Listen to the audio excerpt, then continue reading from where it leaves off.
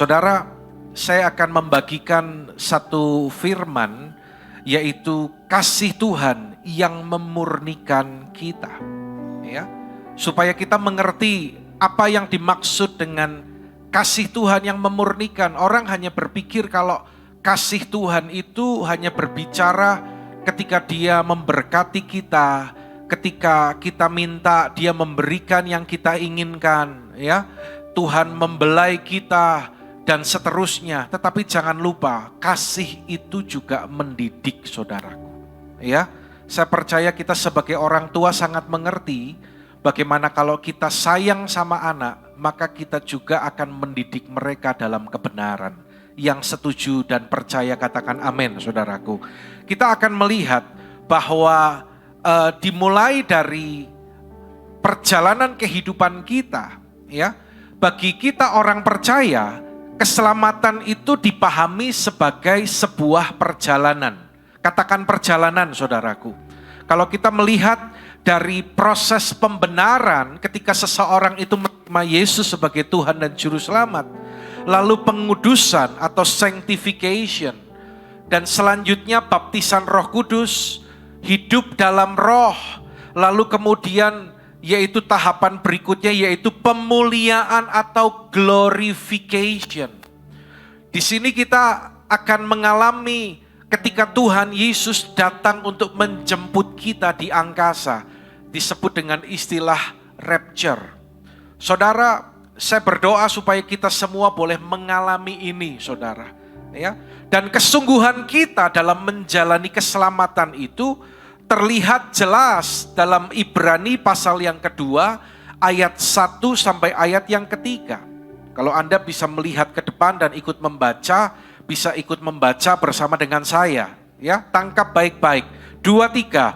Karena itu harus lebih teliti kita memperhatikan apa yang telah kita dengar, supaya kita jangan hanyut di bawah arus. Lebih keras, sebab kalau firman yang dikatakan dengan perantaraan malaikat-malaikat tetap berlaku, dan setiap pelanggaran dan ketidaktaatan mendapat balasan yang setimpal, bagaimanakah kita akan luput jikalau kita menyia-nyiakan keselamatan yang sebesar itu? Saudara, kesungguhan kita dalam menjalani keselamatan tadi, proses keselamatan tadi, itu terlihat pada bagian ini, saudaraku. Ya, jadi penulis kitab Ibrani ini memberikan satu gambaran atau analogi. Hidup kita itu seperti halnya sebuah kapal yang hendak pergi berlayar. Ya, dan ketika sang kapten kapal kalau tidak hati-hati mengemudikan kapal itu, perhatikan, maka kapal itu akan hanyut dibawa oleh gelombang. Saudara, ini seperti kehidupan bangsa Israel ketika saat itu mereka itu mengalami teguran, bahkan tidak luput dari hukuman. Kita tahu bahwa Israel yang keluar dari Mesir, mereka itu dibinasakan oleh Tuhan di padang gurun. Sampai generasi berikutnya, saudaraku, yang tidak masuk pada kelompok yang pertama itulah mereka yang bisa masuk ke tanah perjanjian. Ini harus menjadi catatan bagi saudara dan saya, ya, bahwa saat itu Israel tidak luput dari hukuman karena tidak mentaati perintah Tuhan yang Tuhan berikan melalui hambanya Musa. Saudara, bukankah demikian juga bagi kita orang percaya saat ini, saudaraku? Kalau kita tidak taat, kalau kita tidak mau mengikuti perintah Tuhan tepat seperti yang Tuhan katakan, maka kita pun bisa hanyut, terbawa oleh gelombang seperti kapal tadi. Ya, inilah yang diingatkan oleh penulis Ibrani, jangan menyia-nyiakan keselamatan yang sudah Tuhan berikan. Berapa banyak dari saudara yang hadir, Anda percaya kalau di dalam Yesus Anda sudah menerima keselamatan kekal? Lambaikan tangan saudara. Puji Tuhan, berikan tepuk tangan bagi Allah kita. Jangan menyia-nyiakan keselamatan. Katakan kanan kiri saudara, jangan menyia-nyiakan keselamatan. Ya. Nah, saudara, ketika kita sudah menerima Yesus sebagai Tuhan dan Juru Selamat, ya, maka kita akan masuk ke dalam proses pengudusan. Sekarang katakan pengudusan, saudaraku. Ya, artinya di situ kita belajar untuk mengaku dosa kita. Kita belajar untuk hidup dalam kekudusan. Dimulai dari pikiran kita sampai dalam kehidupan sehari-hari, kita belajar untuk mematikan kedagingan. Itu perlu disengaja, saudara. Itu perlu kesungguhan kita. Lihat, baca sama-sama yang saya berikan highlight warna biru. 2, 3. Tujuan pengudusan agar kita apa, saudara? Menjadi serupa dengan Kristus. Saudara, sejak saya persiapkan hal ini dan ketika saya sampaikan hal ini, saya terus berdoa supaya saudara jemaat Tuhan, Anda sungguh-sungguh boleh menangkap dengan baik. Ya, betapa pentingnya kita itu berjalan dengan sungguh-sungguh untuk kita itu mempersiapkan atau menjalani, mengerjakan keselamatan itu dengan takut dan gentar. Firman Tuhan berkata, darah Yesus menyucikan kita sekali untuk selama-lamanya. Yang percaya katakan amin. Tapi berbicara tentang pengudusan, saya akan tunjukkan bahwa ada 2 hal di sini. Yang pertama yaitu pengudusan secara posisional. Jadi ketika seseorang menerima Yesus sebagai Tuhan dan Juru Selamat, perhatikan baik, saat itu juga dosanya diampuni. Saat itu juga dia dikuduskan, saudara. Ya. Tetapi yang kedua, ada pengudusan progresif. Apa itu pengudusan progresif? Ini berbicara tentang hati kita, tentang gaya kehidupan kita, saudara.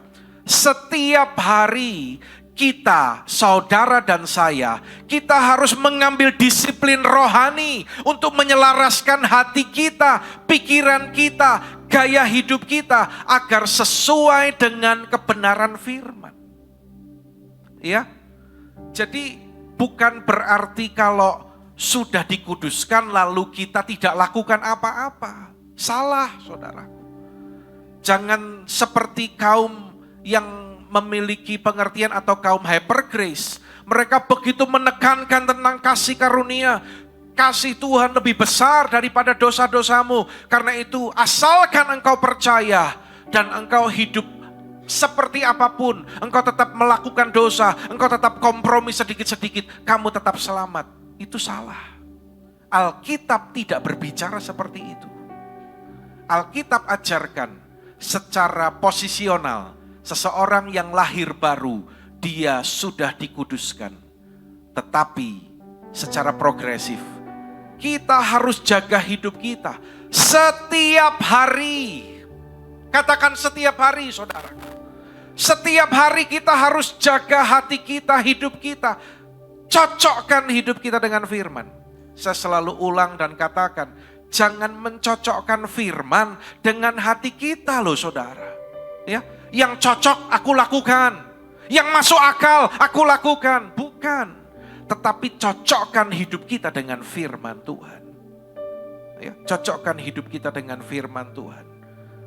Dalam Roma 8 ayat 13 dikatakan, sebab jika kamu hidup menurut daging, kamu akan mati. Tetapi jika oleh roh, kamu mematikan perbuatan-perbuatan tubuhmu dan kamu akan hidup. Saudara perhatikan bagian berikut ini. Baca sama-sama yuk, 2, 3. Pengudusan itu bersifat sinergisme. Sampai di sini saudara bisa mengikuti? Amin. Yang bisa mengikuti lambaikan tangan saudara. Kalau banyak yang belum mengikuti, saya ulangi lagi dari awal, saudaraku. Ya, jadi pengudusan itu bersifat sinergisme. Itu artinya apa? Ada kerjasama antara kita dengan Roh Kudus. Ya, ada kerjasama atau sinergisme. Roh Kudus, bagian Roh Kudus apa? Mengubahkan sesuai dengan kuasanya. Bagian Roh Kudus apa? Dia bekerja supaya kita menghasilkan buah roh. Bagian saudara dan saya apa? Dengar, kita lakukan disiplin rohani untuk mengejar kekudusan itu. Ya, disiplin. Orang yang disiplin itu gimana? Hari ini belum berhasil, besok dia akan usaha lagi. Besok belum berhasil, lusa dia akan lakukan itu lagi. Disiplin. Terus kalau kita disiplin, saudara, ya, ketika kita ada sedikit saja hal yang tidak enak dalam hati kita akan segera peka dan lakukan itu. Tuhan, kuduskan hatiku. Kalau mulai kita ngomong salah, kalau kita belajar untuk disiplin, Roh Kudus itu ingatkan kita loh, tadi kamu ngomong salah. Ayo bereskan. Ya Tuhan. Ya. Kita memang belum sempurna, saudara. Kita bisa salah berpikir, salah berkata-kata, salah bertindak. Tetapi apakah kita mau mendisiplin diri kita menyadari itu, dan kita segera bereskan itu. Ini tergambar dengan jelas proses sinergisme ini dalam Filipi pasal yang kedua ayat 12-13. Perhatikan saudara. Ya, lihat yang saya berikan warna merah, tangkap baik-baik. Karena itu, tetaplah kerjakan keselamatanmu dengan takut dan gentar. Coba baca yang warna merah sekali lagi. 2, 3. Tetaplah kerjakan keselamatanmu. Oke? Pada ayat yang ke-13. Karena sama-sama Allah lah yang mengerjakan di dalam kamu, baik kemauan maupun pekerjaan menurut kerelaannya. Lihat, ada sinergi kan? Ya, ayat yang ke-12 itu bagian siapa? Halo? Ayat yang ke-12 itu bagian siapa? Kita, saudara dan saya. Lalu ayat yang ke-13 itu siapa yang mengerjakan? Allah. Ya, ada kerjasama. Ini akan terjadi. Proses pengudusan ini akan berjalan dengan baik. Akan berhasil dalam kehidupan kita. Kalau kita mau kerjasama. Meskipun Allah mengerjakan di dalam kita, tetapi kalau saudara tidak mau mengerjakan keselamatan itu, Anda kecewa, tetap aja kecewa. Anda sakit hati, tetap sakit hati, nggak mau ngampuni. Ya tidak bisa, saudara. Nanti saya akan tunjukkan urgensinya kita itu harus meresponi rencana Allah ini tentang pengudusan. Ya, itulah yang tadi dimaksudkan dalam proses sinergisme ini, yaitu bagian kita untuk mengerjakan keselamatan. Saya berharap sampai di sini kita mengerti. Kalau Anda mungkin nanti dengar lagi firman, kerjakan keselamatanmu, kerjakan keselamatanmu, itu artinya apa? Ya, Tuhan lakukan bagian Tuhan, kita lakukan bagian kita. Ya, tidak bisa sulap. Tuhan kan sanggup untuk merubah hidupku, simsalabim, langsung kita berubah jadi manusia baru. Tidak, saudara. Ya, perlu bagian kita. Kalau yang selama ini tanpa sadar, mungkin selalu pikirannya negatif, lakukan bagianmu. Mulai bangun pikiran-pikiran yang benar sesuai firman. Filipi 4 ayat 8 berkata, apa yang baik, apa yang benar, yang mulia, disebut kebajikan, patut dipuji. Pikirkanlah semuanya itu. Jangan diikuti terus. Saudara, kalau berbicara asumsi itu bahaya loh. Karena itu sebelum Anda mengetahui dengan pasti satu hal, jangan ambil kesimpulan. Kalau kita ambil kesimpulan, kita bisa salah. Kalau salah, itu di Alkitab dikatakan sudah menghakimi tentang orang itu. Jadi kalau kita belum tahu, kalau kita belum jelas, lebih baik jangan berpikir terlalu jauh. Apalagi mengomentari sesuatu. Ya, satu kali saya ngobrol dengan beberapa teman di sini tentang itu loh, kalau ngisi nitrogen di pom bensin. Lalu dalam ngobrol itu kan ada pembicaraan, tapi kayaknya kalau di pom bensin itu nggak murni nitro itu Pak. Loh kok bisa? Soalnya kok ada kompresor di sana. Saya penasaran. Saya itu belajar kalau apa-apa tak cari tahu sebelum saya menyimpulkan. Saya datang ke pom bensin, saya tanya sama operatornya, bukan cuma satu orang. Mas, ini kan nitro, kenapa kok ada kompresor?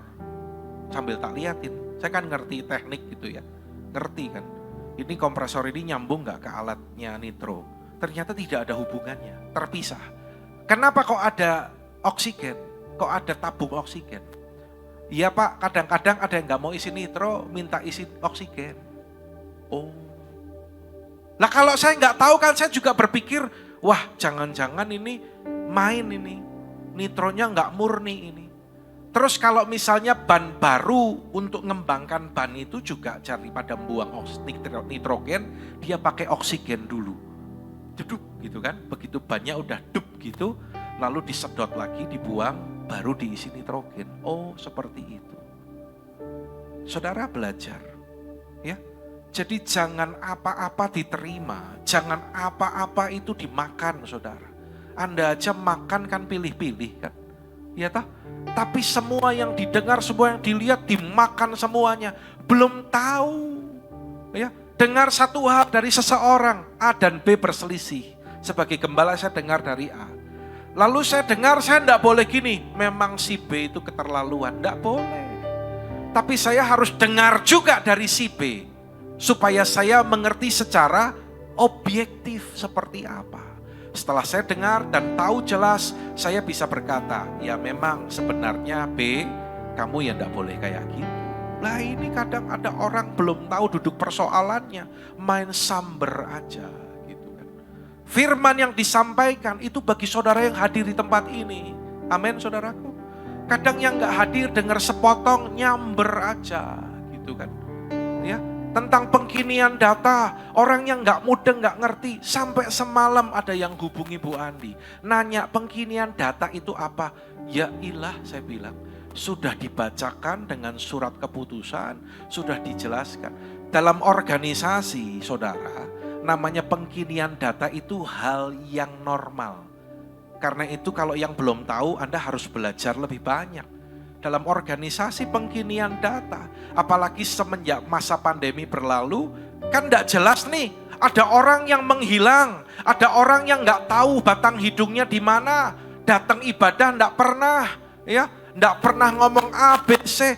Saya perlu tahu dong, orang ini masih berkomitmen gak di HOG? Karena kemarin pembicaraan dengan teman-teman hamba Tuhan di FKGW, dikatakan harus jelas anggota jemaat di mana dia. Jangan sampai nanti ketika ada pelayanan yang dibutuhkan, bingung, sing meh layani gereja mana. Ya toh, anak masuk sekolah juga daftar sekolah gak, saya nanya. Ngisi data enggak? Kok mau ngisi data? Ya toh? Anak masuk sekolah ngisi data kan? Ya saya juga perlu data itu. Tapi ada orang yang nyamber enggak ngena, dikaitkan apa? Kalau pengkinian data itu nanti kamu itu dipaksa kasih persepuluhan. Saya dengar gitu, saya bilang gini, ampuni dia Tuhan, pikirannya terlalu picik. Ya. Ini berbicara tentang penggembalaan saudaraku. Supaya saya tahu mana yang mau digembalakan, mana yang tidak. Jangan sampai gini, katakan ada si A, B, C sudah nggak pernah datang, sudah nggak tahu dia ibadah atau tidak. Artinya mungkin dia sudah ibadah di gereja lain. Ya, jangan sampai kita pun, saya pun kegeeran, dia masih jemaat HOG, jangan. Karena itu dengan kerelaan silahkan isi data supaya saya punya dasar. Ya. Perhatikan ya, ini direkam loh. Jadi kalau sampai nanti di luar melintir lagi, saya akan jelaskan saudaraku. Supaya saya itu punya data, dasar, siapa-siapa yang memang berkomitmen. Kalau ada orang yang gak mau berkomitmen gimana Pak? Ya enggak apa-apa. Ya. Tetapi fokus pelayanan saya kepada yang berkomitmen. Nanti enggak boleh marah. Kalau Anda butuh pelayanan, saya akan tanya, Anda pengkinian data enggak? Karena dasar saya itu. Kalau enggak, silahkan Anda mau dilayani oleh siapa? Tegel-tegelan saudaraku. Kenapa? Ya harus jelas. Ya, jelas. Suatu kali Yesus bersama dengan murid-murid. Dan Anda nanti baca ya, itu dalam Yohanes pasal yang ke-6 ayat 66-67. Suatu kali Yesus dengan murid-murid, Yesus ngajar. Mungkin saat itu Yesus perkataannya keras. Dan Alkitab menuliskan bahwa semenjak saat itu banyak dari murid-murid, Anda boleh baca nanti, Yohanes 6 ayat 66, gampang ya. Tapi bukan berarti 666 loh. Semenjak saat itu, mulai dari waktu itu, banyak murid-muridnya yang mengundurkan diri. Bukan sedikit loh. Apa? Halo? Anda masih ikut saya? Bukan sedikit loh. Apa? Itu siapa yang bikin kecewa? Yang bikin mereka mundur perkataannya siapa? Yang bikin banyak murid-murid mundur perkataannya siapa? Yesus. Gak siap ditegur, gak siap dididik, gak siap dihajar, mundur. Saudara lihat, Yesus jawab apa? Atau boleh dibantu ditampilkan gak Mas Hartoyo? Ini lepas sedekat, saya kok tahu-tahu ingat itu ya. Lepas sebentar, masuk ke Yohanes 66. Yohanes 6 ayat 66.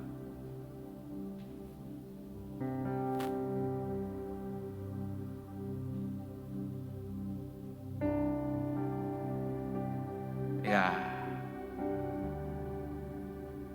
Jadi ayat sebelumnya nanti Anda baca, saya nggak punya waktu untuk menjelaskan. Setelah Yesus mengatakan sesuatu, mengajar sesuatu, baca yuk dengan suara keras, 2, 3. Mulai dari waktu itu, banyak murid-muridnya mengundurkan diri dan tidak lagi mengikut dia. Mereka meninggalkan siapa? Ayo dong responnya yang cepat. Mereka itu kecewa atau tertohok oleh perkataannya siapa? Yesus. Ayat yang ke-67. Yesus bilang apa? Setelah banyak yang mengundurkan diri, Yesus ngomong sama murid-muridnya apa? Baca coba. Apakah? Kalau bahasa saya gini, kamu nggak sekalian? Betul nggak? Loh, betul nggak? Ini yang di Alkitab betul nggak? Betul loh. Yesus itu bukan gini loh. Udah ya, kamu jangan ikut-ikut, kamu gini-gini enggak. Yesus itu bilangnya saklek keras, tegas. Apakah kamu tidak mau pergi juga? Jadi murid itu nggak gampang, saudara. Pengkinian data itu saya mau melihat. Anda komitmen enggak? Kalau enggak mau isi enggak apa-apa. Tetapi nanti jangan nyalain loh ya. Kalau ada yang butuh pelayanan, saya akan tanya, Anda ngisi pengkinian data enggak? Karena pelayanan saya perlu data itu supaya saya tahu siapa yang digembalakan, siapa yang mau dilayani. Jadi akan sangat bodoh kalau orang berpikir gini, kalau aku keluar, kalau aku pergi, gereja itu kapiran. Bodoh saudara. Karena Yesus juga, saya kan patronnya itu Yesus. Sebagai hamba Tuhan, saya itu nirunya itu Yesus. Jadi Yesus pun tegas, jelas, kalau sama murid yang abal-abal model kayak gini ini. Maaf saya pakai istilah ini. Ya. Banyak yang meninggalkan. Yesus bilang, kamu nggak sekalian. Ya, kembali lagi ke PowerPoint, saudaraku. Sepertinya ibadah pertama kita akan selesai jam 10. Saudara antusias? Tidak apa-apa, nanti setelah ibadah kita makan sama-sama di tempat masing-masing, saudaraku. Ya, kembali lagi. Tolong jangan kembalinya ke depan dong, kembali ke titik yang tadi. Ya, oke. Ya, jadi sekali lagi pengudusan itu bersifat sinergisme, ada kerjasama, ya, bagian Tuhan, bagian kita. Nah, saudara, saya menemukan di sini ada kata tanatote dalam bahasa Yunaninya, ya, kata tanatote itu artinya mematikan tadi tanatote, ya, itu dalam bentuk present tense, itu berarti terus-menerus mematikan manusia lama. Di sini jelas ya. Jadi tidak cukup satu kali, tapi terus-menerus. Saudara, terus-menerus mematikan perbuatan daging. Konsisten, nggak cuman sekali. Karena itu kan Yesus juga ajarkan ngampun itu nggak sekali, berkali-kali, saudaraku. Ya, Perbuatan daging itu munculnya seperti apa? Kalau Anda nanti baca di Yakobus 4 ayat yang pertama, itu dikatakan di sana, itu adalah hawa nafsu yang saling berjuang. Ya. Inilah yang perbuatan yang daging yang harus terus dimatikan. Sampai kapan, Pak, kita itu mematikan perbuatan daging? 2 Korintus 7 ayat pertama berkata, agar kita menyucikan diri dari semua pencemaran jasmani dan rohani, dan dengan demikian menyempurnakan kekudusan kita dalam takut akan Allah. Katakan amin, saudaraku. Ya, jadi tujuannya untuk kita menyucikan diri kita dari pencemaran jasmani dan rohani, supaya kita itu sempurna dalam kekudusan kita, dalam takut akan Allah. Sekali lagi, Kristus telah menebus kita. Tetapi kita memilih apa, saudara? Kita pilih hidup dalam kebenaran atau kita pilih hidup dalam dosa? Anda bisa perhatikan ke depan, mungkin bisa ada gambaran yang jelas. Kristus telah menebus kehidupan saya dan saudara. Katakan amin. Tapi pilihan itu di tangan kita. Gini, kita mau tetap terus hidup dalam dosa atau kita hidup dalam kebenaran? Kalau saya terjemahkan lebih spesifik gini loh. Dosa itu apa? Ya, gambaran. Dosa itu kan menyimpang dari kebenaran, dari hukum Allah. Kita mau taat atau kita nggak taat? Kita mau melakukan firman, mengampuni, atau kita mau terus menikmati kekecewaan, sakit hati, bahkan kepahitan kita? Saudara, pada tahap ini, pada fase ini, perhatikan baik-baik. Banyak orang itu jatuh bangun dalam dosa. Berjuang, gak bisa, lakukan lagi. Jatuh lagi, gak bisa, lakukan lagi. Jangan berpikir kalau dosa itu mabok-mabok, nyuri, ya. Aku kan gak melakukan hal yang kayak gitu, Pak. Tapi ketika Anda gak mau mengampuni, Anda sedang berdosa di hadapan Tuhan. Jangan berpikir kalau dosa itu membunuh. Dengar, tapi kalau Anda menghakimi saudaramu, engkau berdosa di hadapan Tuhan. Dan dosa itu harus dipertanggungjawabkan, saudara. Siapa yang siap 1 menit lagi kita menghadap Tuhan? Kok rada mikir ngangkat tangannya? Orang yang siap itu gini loh. Kita yakin bahwa kita itu gak nyimpan dosa. Kalau ada dosa sudah dibereskan. Artinya kalau kita mati 1 menit lagi aja, kita itu gak takut, saudara. Saya gak takut. Ya. Kemarin saya berdoa untuk seorang, dia ditinggal oleh istrinya, ditinggal pulang ke rumah bapak. Istrinya itu sakit, dia mengalami sakit dan kemarin pulang dalam hitungan hari. Lalu saya ajak ngobrol dan dia cerita, ini di luar kota ya. Coba kalau kemarin saya nggak rujuk ke sini dan sebagainya. Saya katakan no. Jangan ikuti pikiran liarmu, saya bilang. Kamu memang sedang berduka. Kamu memang sedang kehilangan. Apalagi 2 anak-anaknya itu yang paling kecil itu masih kelas 5 SD. Dan mereka tinggal di satu kota, tidak ada orang tua, tidak ada keluarga. Karena orang tua keluarga di luar kota semua. Bingung.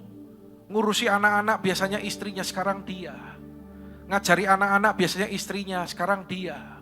Jadi dia ya stres, campur kehilangan, campur bingung, tanda tanya besar. Saya bilang, istrimu meninggal bukan karena sakit, tetapi karena sudah waktunya Tuhan panggil dia pulang.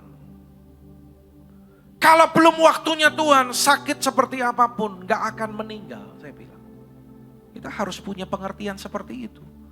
Benar, ketika saya bilang gitu ternyata, iya Pak, betul. Dia itu masih penasaran. Coba kalau kemarin gak tak rujuk ke rumah sakit istri saya mungkin tetap dapat penanganan yang baik. Karena di rumah sakit yang baru itu, Yang dipindah itu, rujukan itu, istrinya katanya pelayanannya kurang baik. Tapi percayalah, saya katakan di atas semuanya itu, istrimu meninggal bukan karena sakit. Bukan kita yang bisa ngaturnya hidup seseorang, saudara. Tapi Tuhan, ya. Dia sampai keluar ungkapan gini, nanti kalau sampai aku mati, Pak. Aku mati, aku ketemu, aku mau tanya sama Tuhan. Kenapa kok Tuhan itu buru-buru panggil istriku pulang? Itu kan ungkapan orang penasaran kan, kayak gitu kan. Makanya saya luruskan bilang salah, bukan seperti itu. Istrimu pulang ke rumah Tuhan karena sudah waktunya dia pulang. Lalu bagaimana anak-anak? Sekarang kamu belum ngerti. Roma 8 ayat 28 berkata, kita tahu sekarang bahwa Allah turut bekerja untuk mendatangkan kebaikan dalam segala sesuatu bagi barang siapa yang mengasihi dia. Pernah gak perhatikan kata, kita tahu sekarang. Waktu ngalami engkau belum tahu. Tapi kita tahu sekarang, artinya setelah lewat pengalaman rohani itu, lewat peristiwa tertentu, lewat pergumulan tertentu, kita tahu sekarang. Suatu saat kamu pasti ngerti. Gitu ya Pak, suatu saat saya pasti ngerti. Iya, sekarang yang penting tenang dulu. Jangan marah sama Tuhan, ucap syukur. Ya, kamu harus jadi berkat buat anak-anakmu. Saudara, kalau kita tidak memilih untuk hidup dalam kebenaran, artinya kita sedang membiarkan diri kita itu hidup dalam dosa. Gitu aja. Cuman terang atau gelap. Ya, benar atau salah, cuman kayak gitu. Mau hidup kudus apa tidak? Mau ngomong yang bagus, yang baik, apa ngomongnya yang gak bagus-bagus, yang jelek-jelek. Gitu aja saudaraku. Ya, tapi percayalah, Dia Bapa kita yang baik. Katakan amin. Pada saat kita salah, pada saat kita jatuh dalam dosa, dengar, Dia mendidik kita, Dia menghajar kita agar kita kembali ke jalan yang benar. Itulah intinya didikan, saudaraku. Kalau jemaat salah, Bapa didiknya lewat siapa? Sekali lagi gak dijawab, saya pulang. Sekali lagi, Bapa itu baik. Kalau orang jatuh dalam dosa, Bapa itu mendidik dan menghajar dia supaya dia kembali ke jalan yang benar. Dalam konteks jemaat, Bapa didik jemaat itu melalui siapa? Ada orang yang gak ngerti didikan Tuhan secara langsung. Masih bayi, masih kanak-kanak. Bayi itu kan gitu, apa-apa reang, apa-apa nangis. Sedikit-sedikit nangis, sedikit-sedikit marah. Ya, ada orang tua yang dipakai Tuhan. Di tempat ini Tuhan pakai gembala, Tuhan pakai gembala kul, Tuhan pakai para leader-leader di tempat ini. Ya, karena itu ayo saudara, ini perjalanan rohani kita ini kita harus dengan sungguh-sungguh, jangan sampai kita kehilangan keselamatan. Ya. Kita masuk ke bagian berikutnya. Peran didikan Allah dalam pemurnian hidup. Yang mau dimurnikan katakan amin, saudaraku. Bilang kanan kiri, saya mau dimurnikan. Puji Tuhan. Satu lagi, bilang sama orang yang lain lagi. Bilang, saya mau dimurnikan. Nah saudara, di mana letak didikan Tuhan pada waktu pemurnian? Ibrani 12 ayat yang kelima dan keenam. Hai anakku, janganlah, saya masuk ke yang dalam tanda petik langsung ya. Hai anakku, janganlah anggap enteng didikan Tuhan dan janganlah putus asa apabila engkau diperingatkannya. Karena Tuhan menghajar orang yang dikasihinya dan Ia menyesah orang yang diakuinya sebagai anak. Yang mengerti katakan amin. Siapa di sini yang percaya kalau Dia Bapa kita anak? Amin. Kalau Anda yakin engkau anak dan Dia Bapa, Alkitab berkata Tuhan itu menghajar orang-orang yang dikasihinya. Tuhan itu memberikan peringatan, Tuhan itu memberikan didikan. Saudara, didikan Tuhan dengar baik-baik supaya saudara dan saya itu menang. Bukan supaya saudara itu hancur. Bukan untuk menyakiti saudara, tapi supaya kita itu menang. Menang untuk mematikan perbuatan dosa dan kedagingan. Memang didikan pada waktu diberikan, pada pasal-pasal berikutnya nanti Anda baca. Tidak mendatangkan sukacita, tetapi mendatangkan duka cita. Tetapi firman Tuhan berkata, kita ini bukan anak-anak gampang. Ya, anak-anak gampang itu gini, anak yang enggak punya orang tua, anak yang enggak pernah dididik. Lah itu anak-anak gampang. Tetapi kita bukan demikian. Saat dididik enggak enak, saudaraku. Bagaimana respon kita ketika kita itu sedang dididik atau dihajar oleh Tuhan? Anda lihat ke slide depan sebentar. Yang pertama, memilih untuk keluar dari didikan dan menjadi kecewa. Atau yang kedua, justru kita tetap berdiam diri, tetap tinggal dalam didikan, tetap belajar untuk taat dan menghasilkan buah kebenaran. Anda perhatikan kedua hal ini, saudara. Saatnya kita menjadi dewasa. Murid itu harus terus bertumbuh menjadi dewasa. Pilih baik-baik ketika didikan Tuhan datang. Pilihan mana yang saudara ambil? Apakah kita keluar dari didikan itu? Memang gereja itu cuma di situ. Ya enggak, gereja itu banyak, saudara. Tetapi kalau Anda percaya Anda Tuhan tempatkan di tempat ini untuk dididik, untuk dibentuk, dimuridkan. Anda merasa selama ini Anda dikuatkan, Anda bertumbuh. Ada yang bersaksi, aku itu dengar firman-Nya Pak Andi itu kan ya keras ya, tapi nyatanya aku berubah. Yang dari tidak baik jadi baik. Puji Tuhan. Itu orang yang memilih untuk mau dididik dan dihajar Tuhan. Ya. Saudara, hubungan antara, jadi kalau kita belajar untuk berdiam diri, maka kita akan hasilkan buah kebenaran.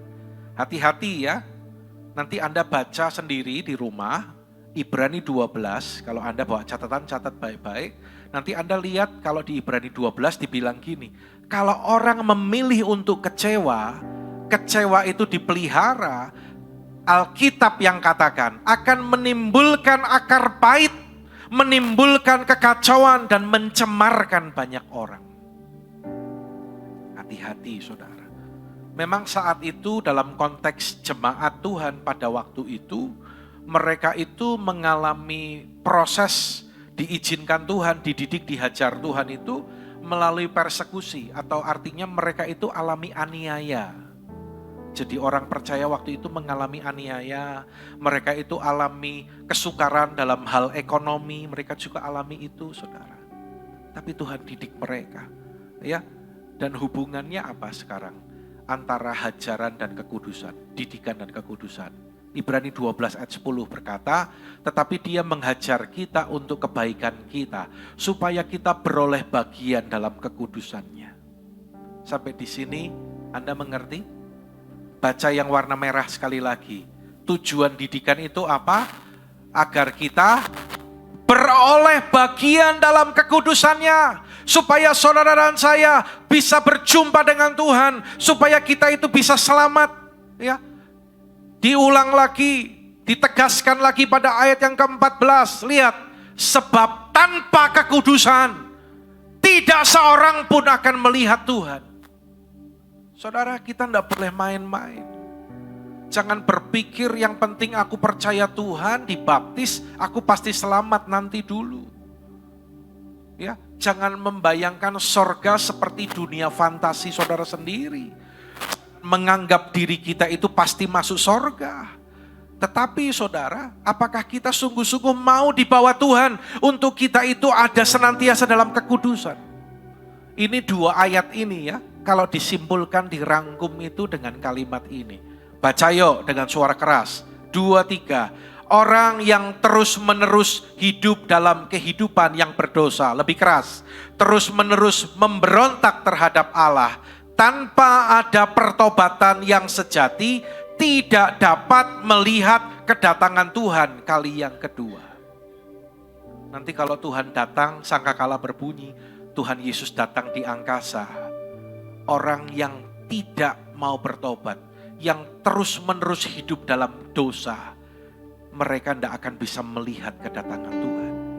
Saudara, namun saya percaya, sebagai seorang gembala, saya percaya, saya berdoa, itu bukan kita. Amin saudaraku.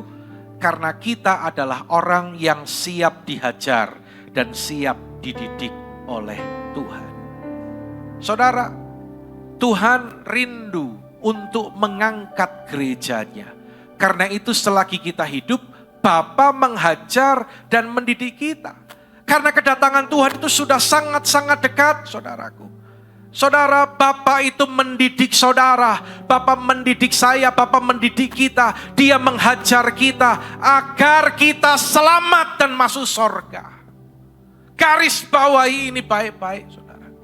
Dia didik kita, dia ajar kita, dia tegur kita. Tadi dalam konteks jemaat, siapa yang mendidik dan menghajar? Tuhan berikan tanggung jawab kepada gembala. Kalau enggak negor, gimana Pak? Kalau seorang hamba Tuhan, ini terjadi di Korintus ya. Jadi waktu itu jemaat itu mereka itu banyak karunia, tetapi orang-orang Korintus itu mereka itu lakukan dua hal yang salah. Yang pertama adalah dosa perpecahan dan yang kedua itu dosa percabulan. Jadi saat itu udah ada LGBT, tetapi Paulus menegur dengan keras gini. Kenapa jemaat yang berdosa dalam gereja, dalam lingkup jemaat, kamu gak tegur mereka? Paulus berbicara dengan keras, saudaraku. Saudaraku, Bapa didik saudara dan saya supaya kita itu masuk surga. Ya. Kalau orang gak mau bertobat, terus menerus melawan Tuhan. Ya, melawan Tuhan itu gimana Pak? Kalau kita salah, firman Tuhan bilang, lakukan yang benar. Kalau kita sakit hati, firman Tuhan bilang apa? Halo? Yang keras dong. Kalau kita sakit hati, kecewa, firman Tuhan bilang ampuni. Kalau kita nggak mau melakukan firman, berulang-ulang, dengar. Orang itu sudah memberontak terhadap Tuhan. Jadi berontak itu bukan maksudnya tuh jadi nggak Kristen lagi gitu, enggak. Tetapi kalau kita mengabaikan firman, kita nggak taat sama firman, Tuhan ingatkan kita berulang kali, mungkin lewat firman yang disampaikan hari Minggu, mungkin lewat sharing ketika gembala Anda yang baik hati mungkin terus mengingatkan, menasehati Anda, tapi nggak didengar, nggak dilakukan, orang itu sudah memberontak kepada firman, memberontak kepada Tuhan. Dan orang yang demikian, kalau enggak bertobat, bisa-bisa dia kehilangan keselamatan. Kalau dia terus menolak kasih karunia Allah. Karena itu saudara, pada bagian-bagian terakhir ini, perhatikan. Kita punya tugas, kita punya tanggung jawab untuk apa saudara? Tanggung jawab kita untuk bertobat dari cara hidup yang salah. Karena suatu saat kita akan menghadapi tahta pengadilan Kristus. Anda pernah baca ayat ini enggak? Sebab kita semua harus menghadap tahta pengadilan Kristus. Orang disuruh ngadep ke pengadilan aja gemeter, saudara. Coba tahu-tahu Anda dapat surat panggilan dari Polres. Apa enggak kaget? Ya toh? Otniel Manuel dapat surat panggilan pemeriksaan dari Polres Wonosobo. Langsung kaget gitu kan. Di pengadilan dunia aja orang takut. Kita akan menghadapi pengadilannya Tuhan. Kita harus menghadap tahta pengadilan Kristus supaya setiap orang memperoleh apa yang patut diterimanya sesuai dengan yang dilakukannya dalam hidupnya ini, apa saudara? Baik ataupun jahat. Jadi dalam ayat ini tahta pengadilan Kristus, ya. Ini bukan untuk menentukan seorang itu selamat atau tidak, masuk surga atau tidak, bukan.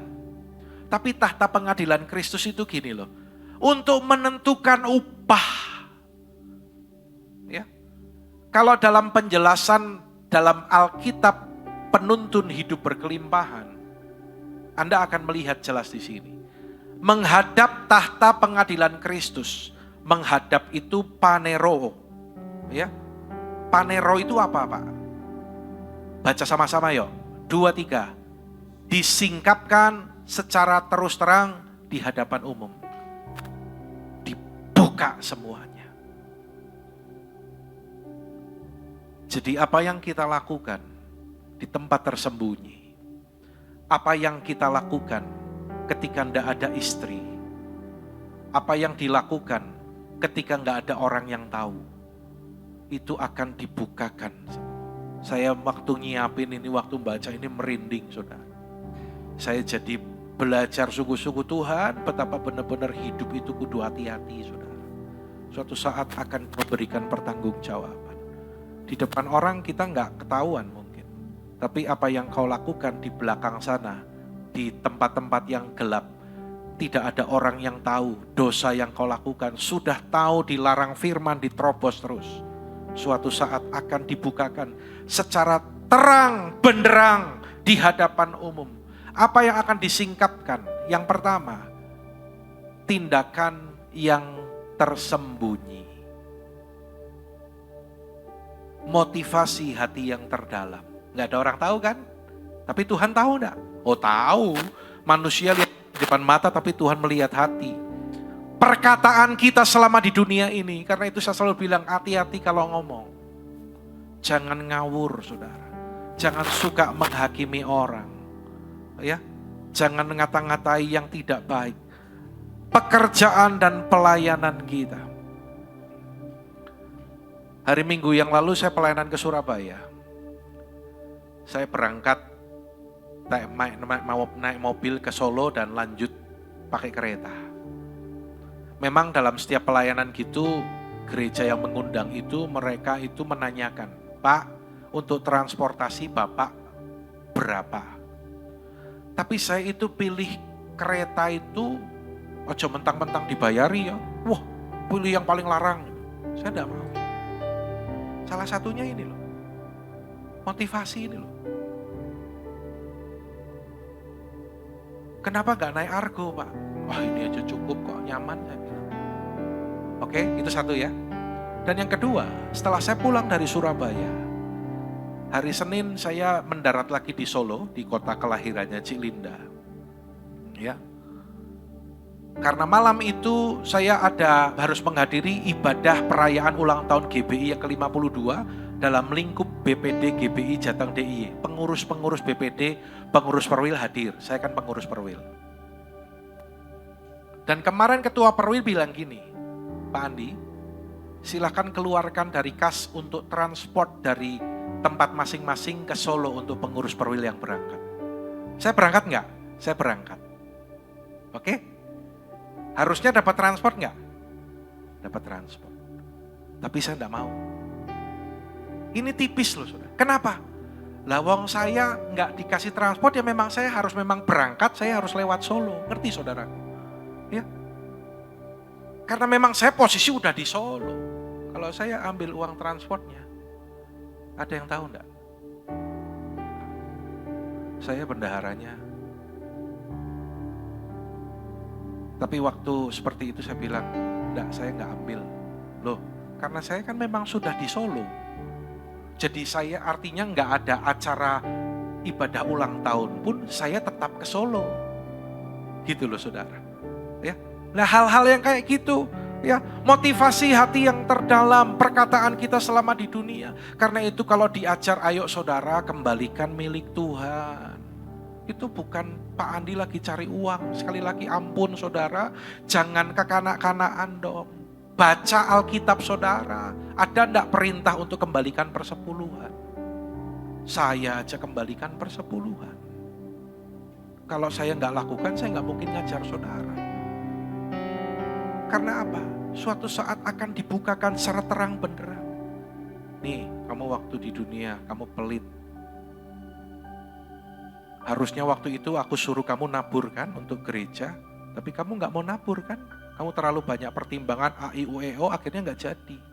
Berulang kali Pak Gembala ajarkan, kembalikan milik Tuhan.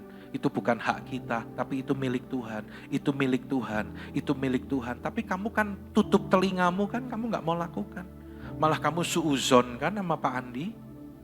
Bilang, kalau pengkinian data itu nanti kamu dipaksa kasih persepuluhan. Lah yang suuzon itu, kalau gak minta ampun, di tahta pengadilan nanti dibuka semuanya.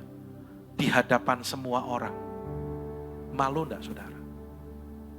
Renungkan saudara. Ya.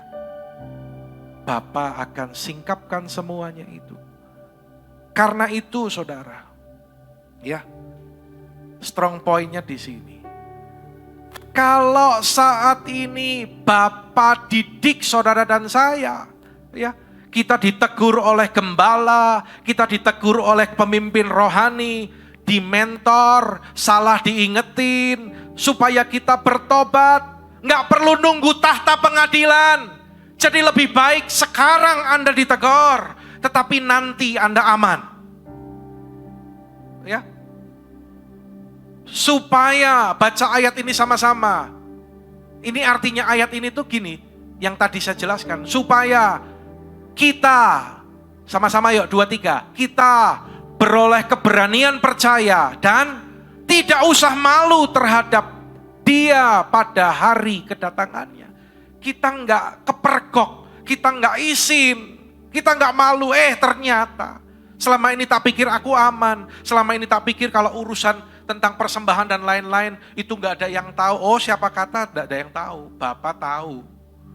Kalau orang yang mau dididik saat ini, Anda dengar dan Anda bertobat dan katakan, ya Tuhan, aku berubah.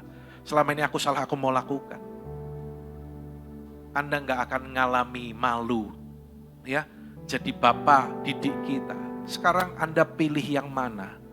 Ditegur sekarang, dihajar, dididik sekarang, mungkin nggak enak, ya, malu, tapi malunya sementara. Tetapi kalau disingkapkan nanti pada kedatangan Tuhan, tidak ada kesempatan lagi untuk bertobat. Dengar, kesempatan bertobat itu di dunia ini. Kalau nanti Tuhan Yesus sudah datang, tidak ada kesempatan untuk bertobat. Tidak ada kesempatan untuk memperbaiki kesalahan kita. Biarlah melalui hal ini kita mau merefleksi diri kita, apakah yang dimaksudkan dengan didikan itu agar saya berhenti dari perbuatan dosa dan apa yang Roh Kudus sedang murnikan dalam hidup kita.